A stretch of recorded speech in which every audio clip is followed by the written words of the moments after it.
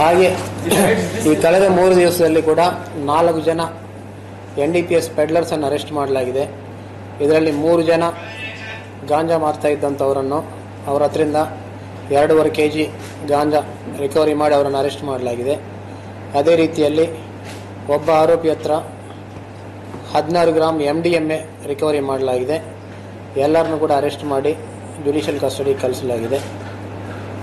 So ಈ information ಎಲ್ಲ ಸೋರ್ಸಸ್ಸಿಂದ ಕೂಡ ಬರ್ತಾ ಇದೆ ಕಂಟಿನ್ಯೂಸ್ ಆಗಿ. ನಮ್ಮ QR ಕೋಡಿಂದ ಕೂಡ ಬರ್ತಾ ಇದೆ ಮುಖ್ಯವಾಗಿ. ಇಷ್ಟಲ್ಲದೆ ಕಾಲೇಜಲ್ಲಿ ವಾಲಂಟ್ರಿಯಾಗಿ ಟೆಸ್ಟಿಂಗ್ ಮಾಡ್ತಾ ಇದ್ದಾಗ ಅಲ್ಲಿ ಕೂಡ ಪಾಸಿಟಿವ್ ಬಂದಾಗ ಅವರು ಕೂಡ ಇನ್ಫಾರ್ಮೇಷನ್ ಕೊಡ್ತಾ ಇದ್ದಾರೆ. ಸೊ ಅಲ್ಲಿ ಅವರಿಗೆ ಯಾರು ಸೋರ್ಸ್ ಇದ್ದಾರೆ ಅವರನ್ನು ಕೂಡ ಐಡೆಂಟಿಫೈ ಮಾಡಿ ಅರೆಸ್ಟ್ ಮಾಡಲಾಗುತ್ತಿದೆ. ಒಟ್ಟಿನಲ್ಲಿ ಎಲ್ಲ ಕಡೆಯಿಂದ ವರ್ಕ್ ನಡೀತಾ ಇದೆ. ಎಲ್ಲ ಪಬ್ಲಿಕ್ಕು ಕೂಡ ಇನ್ಫಾರ್ಮೇಷನ್ ಶೇರ್ ಮಾಡ್ಕೋಬೇಕಂತ ಹೇಳಿ ರಿಕ್ವೆಸ್ಟ್ ಮಾಡ್ತಾ ಇದ್ದೀವಿ. Thank you.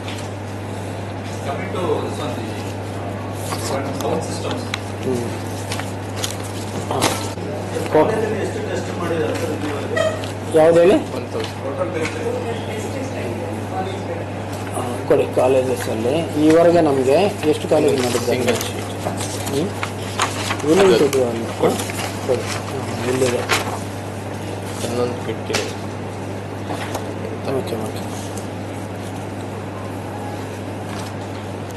ಎಷ್ಟು ಜನ ಮಾಡಿದ್ದಾರೆ ಆಲ್ರೆಡಿ? 213 okay ಅಂದಿದೆ sir. ಇಷ್ಟರಲ್ಲಿ 1200 ಮಾಡಿದ್ದಾರೆ. ಇದು ಅವರೇ ಓಕೆ. ಎಷ್ಟು ಹೌ ಮೆನಿ ಕಾಲೇಜ್? ಸೊ 130 ಈವರೆಗೆ ನಾವೆಲ್ಲ ಮಾತಾಡಿದಾಗ ಒಟ್ಟು 113 ಕಾಲೇಜಿನವರು ನಾವು ವಾಲಂಟ್ರಿಯಾಗಿ ಡ್ರಗ್ ಟೆಸ್ಟಿಂಗ್ ಮಾಡ್ತೀವಿ ಅಂತ ಹೇಳಿ ಟೆಸ್ಟಿಂಗ್ ಮಾಡೋದು ಸ್ಟಾರ್ಟ್ ಮಾಡಿದ್ದಾರೆ. ಈ ವಾಲಂಟ್ರಿ ಟೆಸ್ಟಿಂಗಲ್ಲಿ ಈವರೆಗೆ ಒಟ್ಟು 1200 ಜನ ಸ್ಟೂಡೆಂಟ್ಸ್ಗೆ ಡ್ರಗ್ ಟೆಸ್ಟಿಂಗ್ ಮಾಡಿಸಲಾಗಿದೆ. ಈ 1200 ಟೆಸ್ಟ್ ಮಾಡಿಸಿದ್ದವರೆಲ್ಲರಲ್ಲಿ ಕೂಡ ನಮಗೆ 10 ಜನ ಪಾಸಿಟಿವ್ ಬಂದಿದ್ದಾರೆ. ದಟ್ ಈಸ್ ಆಲ್ಮೋಸ್ಟ್ 0.1% ಬರ್ತಾರೆ.